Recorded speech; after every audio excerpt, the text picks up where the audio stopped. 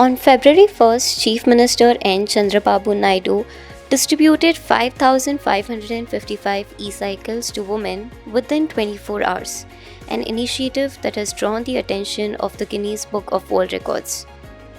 The Chief Minister said the e-cycles would help women save between 1,000 to 1,500 rupees every month, including students. He stated that the initiative was aimed at strengthening women's self-confidence while also contributing to environmental protection.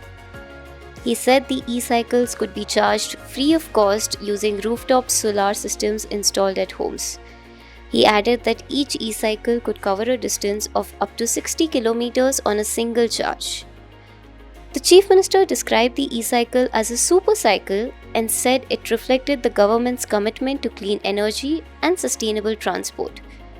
He noted that the e-cycles supplied by e-Motorrad were assembled locally in Kuppam, creating employment opportunities in the region.